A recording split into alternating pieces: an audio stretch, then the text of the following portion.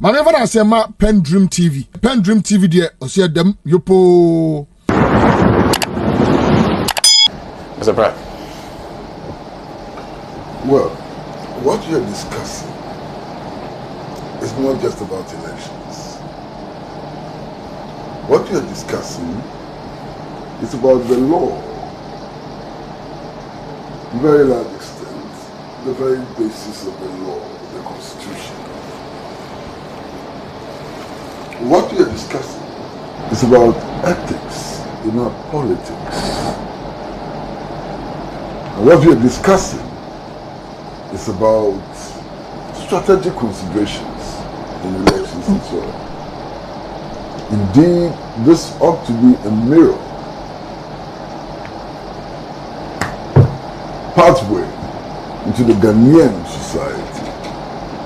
If you want to understand Ghana, look at what is happening in Assam North, and it gives you lots and lots of indications as to what Ghana really is.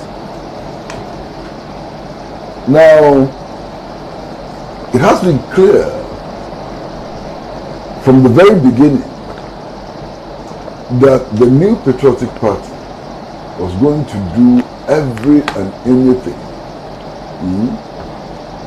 to secure a majority in Parliament and to use that majority to push forward its agenda. Now, from the very beginning, it was also obvious from the very beginning that the National Democratic Congress was in a hurry to hand over that majority to the NPP. Very clear. Okay. Now, after the elections, we had a hung parliament, so to speak. And it was obvious that the independent candidate in the House could tilt the balance somehow. Of course, the independent candidate had come from the New Patriotic Party and had stood as an independent candidate only because of internal, disagreements within the party and so on. So the NPP hurriedly persuaded this independent candidate or independent member of parliament to join their side. How did they do it? They did it by offering him the position of a deputy speaker of parliament.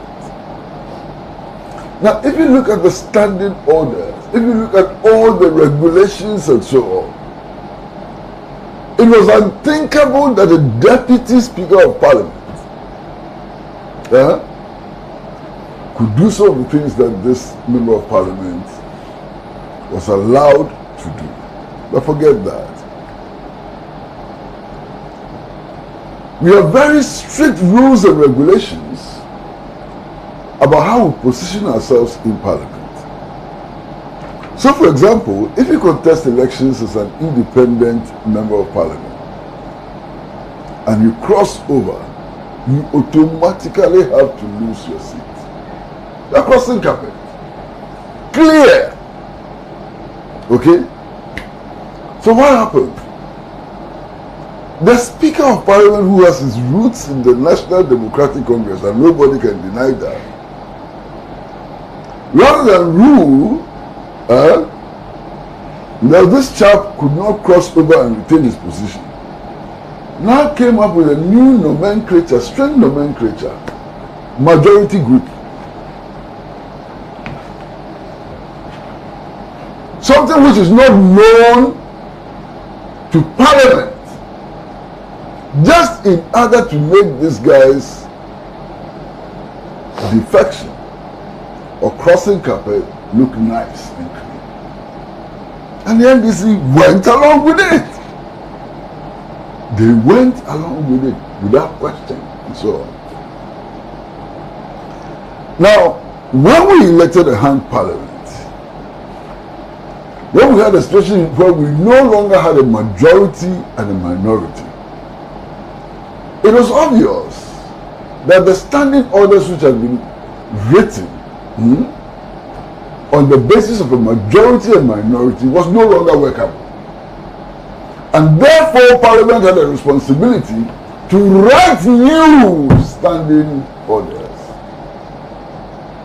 Now, rather than write new standing orders, the NDC agreed happily that we should go into all these maneuvers and so on to retain the old standing orders which did not recognize a hung parliament, to allow this one person independent candidate to do what he has done in parliament. And this was partly responsible for this. Clear. Now listen to something else. The NPP is keenly aware of the fact that it has a little more than 2 years to go. It has to pass a budget. Listen to me very carefully. It has to do so many things within that 2 years. So what has the NPP done? It has postponed the election of parliamentary candidates, pushed it to the end, so that the parliamentary balance is not disturbed, so they can get their things through parliament, so that the level of disaffection in parliament is brought to the minimal level and so on. What has the NDC done? It has rushed to hold elections to elect its parliamentary candidates. As we speak, how many sitting MPs know that they are no longer coming to the House? And what is the extent of the party's control over these members of parliament who know that they may not come back to parliament? I mean, I can't believe it. Who is the strategist in the NDC? Who is the strategist in the NDC? Who is thinking? So it is clear to me, clear. Now, you look at the Kumewu by-election. That's some of the things that you may say are unconscionable. You may say so. But they still tell you that somebody was thinking about every little detail. How we ended up with two independent candidates with the same name, from the same family, from the same party, and so on. The same cloth. It's very instructive. The same symbol. Same symbol, flying birds. So very instructive. What did the NDC do? Show me, what was the strategy in Kumewu? What was the strategy in Kumewu? But look at what the NPP did. Even to the extent that the photographs, which were presented for the candidates to be on the ballot, the independent. Have you seen the photograph of the two independent candidates? I hear that one is a nephew of the other. So some thinking went into it. Some strategic considerations went into it and so on. No problem. Why? As for Jechi Kwasi, even before he won the election, we knew that the NPP wanted to shoot him down. And that may have been as a result of his overwhelming popularity, which the election results demonstrated. Again, somebody was thinking. Somebody was doing the relevant research and so on. They petitioned the Electoral Commission. The Electoral Commission went into the matter and saw that there was no merit in it, and he was allowed to contest. As soon as he won, they started again. They've been through the High Court for how many months or years?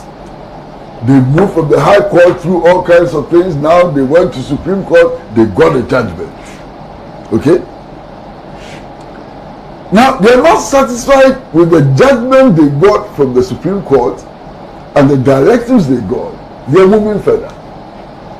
Over the last week, every day you read the newspaper, there's a threat to try him for a criminal offense. The one I saw which freaked me out, was the one I read yesterday morning. That he's likely to go to prison for 10 years. They're even... And I think all these things are happening for nothing. Even if he's not put on trial, they are sowing in the minds of the constituents in Asin North that if they elect him, they are likely not to get a spokesperson in parliament because they can try him.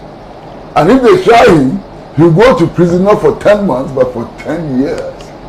It's part of the strategy. Anybody wants to doubt that it's part of the strategy? It is part of the strategy. Okay? So here we are. Whenever I say PENDREAM TV, PENDREAM TV there, I see them yopo.